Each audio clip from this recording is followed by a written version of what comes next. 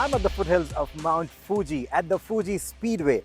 Now, Lexus India has invited me here to drive a bunch of Lexus cars. So that certainly got me excited.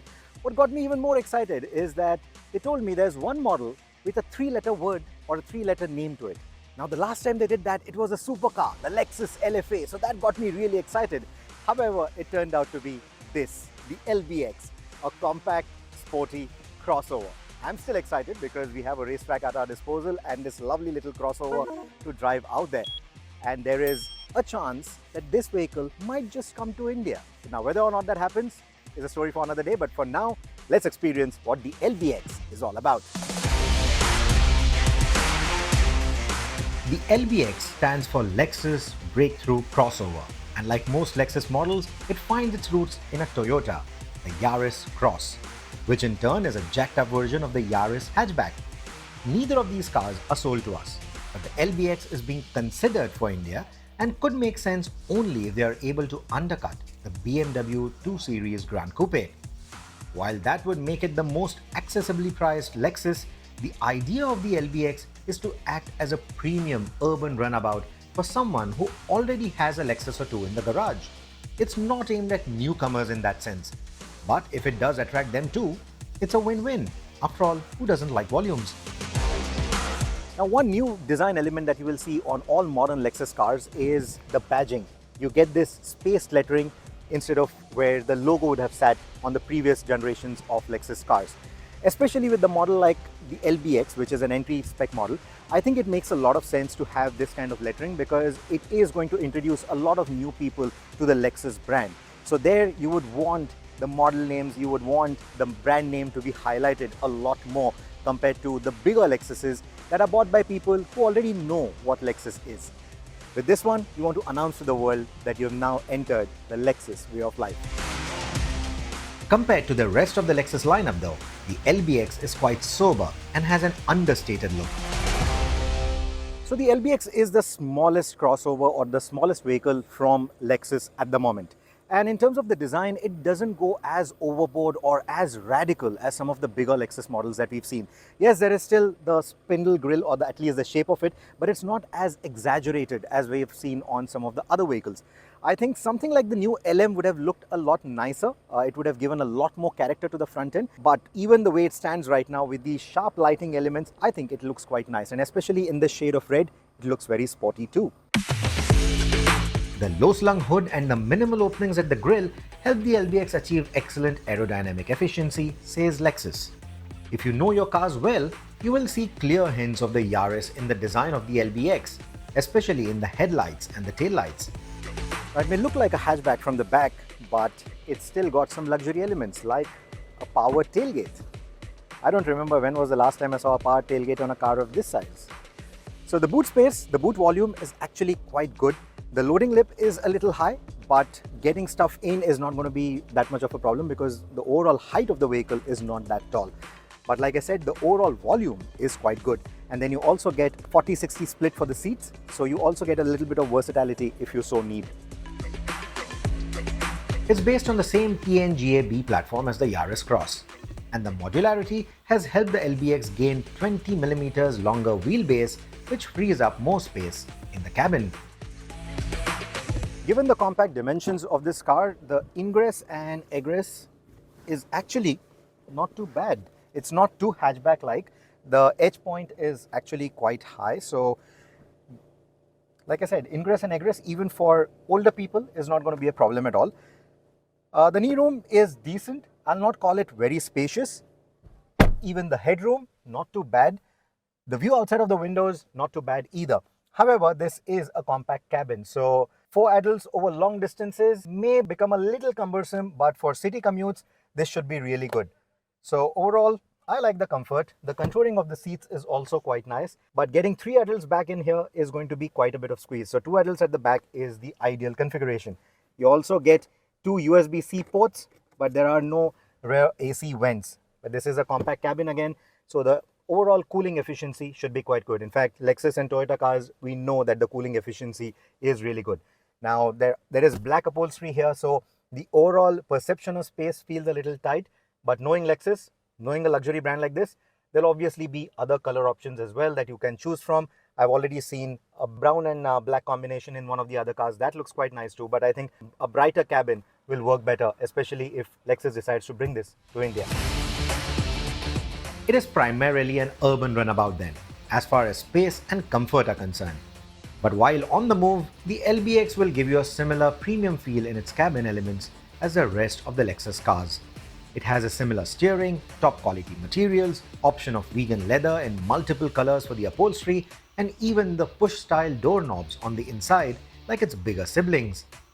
The sound deadening is far better than the Yaris Cross 2, we are told.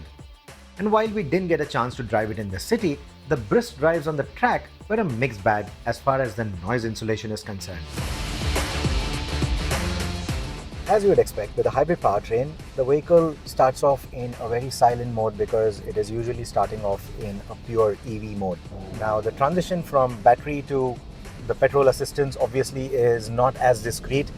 With this smaller setup, it is pretty evident the moment those batteries are assisted by the petrol motor. It's a lot noisier than a similar powertrain that we've experienced with the Toyota Hyryder, for example, which also uses a 1.5-litre petrol engine and a hybrid powertrain. But in typical Lexus elements, the road noises are curbed quite well, the wind noises are curbed quite well.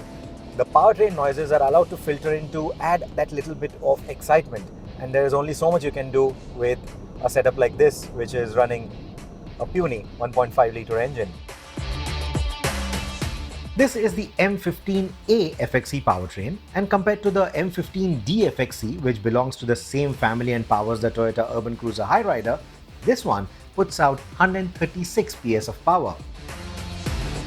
So the LBX is based on the Toyota Yaris Cross, but because of the modular architecture of the platform, they've been able to increase the wheelbase compared to the Yaris Cross. Now, of course, the Yaris Cross is not available to us in India, so to put things into perspective, it is a small, compact crossover. And so is the LBX. It is quite compact. In fact, the moment you get in, you will get a feeling of this being a tight hatchback and not really a SUV. So you're not going to get that commanding view of the road. This is going to feel very hatchback-like in its proportions.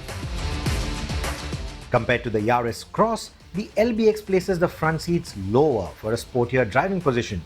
It also claims a lower center of gravity with a 45mm reduction in height, and the large 18-inch wheels with 225 section tires stretched to the far ends of the car help the LBX handle in a very sporty manner while maintaining easy maneuverability and a short turning radius. But there is, of course, the Lexus element to it, which means it has better sound deadening compared to a run-of-the-mill Toyota. It has got better handling package, it's got better steering responses. So like I said in one of the other reviews as well, the focus for Lexus right now with all their new models is to put a smile on your face, right? So one of them is the luxury element, the other is of course the driving element. So compared to the previous generations of many Lexus cars that we've driven, the steering responses are much quicker on this. It feels a lot more direct, it feels a lot more precise. It is an EPS, yes, but a very nicely tuned one at that. That dead at center feel that we had with previous Lexuses, it is sort of gone.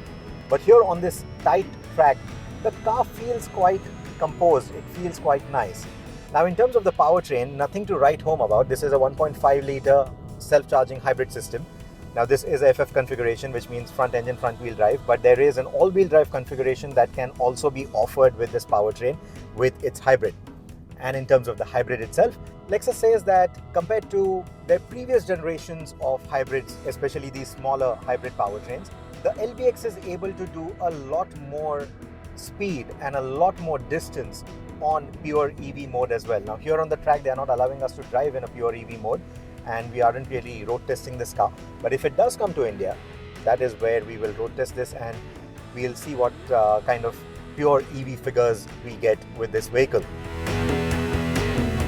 There are no driving modes to choose from apart from an eco mode, but the car will detect load while scaling inclines or detect lateral movement while cornering at speed and alter the powertrain responses automatically to ensure that there is enough punch from the hybrid system to ensure good driving fun. The braking, however, feels quite nice. Despite this being a hybrid, despite this having recuperation with the braking, The brakes don't feel wooden, they don't feel artificial. The brake feel is actually quite good. What I also like is the kind of visibility that the car offers. Now this is a very tight section of the track, but the kind of visibility that I get is excellent.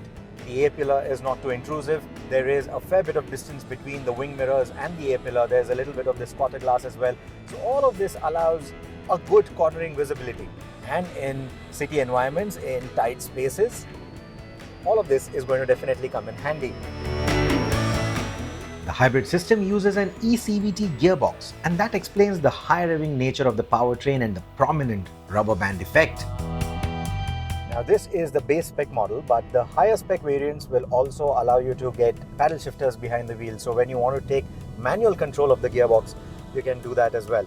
Now think of this to be something like the Audi Q2. It is comparable to that in terms of the way it drives and in the kind of footprint that it has, in the overall feel. It's very comparable to the Q2. It's not something like the BMW X1. It doesn't feel as large as the BMW X1, but it certainly feels very sporty to drive.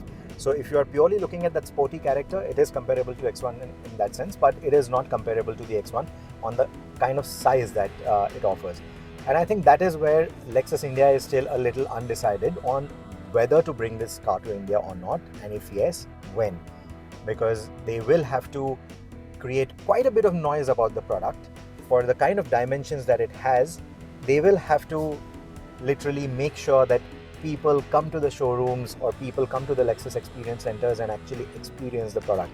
Because on the face of it, on paper, it may look like a very compact car, but once you drive it, there's every chance that it might just convince you to put down that money. So let's hope Lexus India is able to do a few customer clinics and understand if India is ready for the LBX. I think it should be a nice addition to Lexus India's portfolio.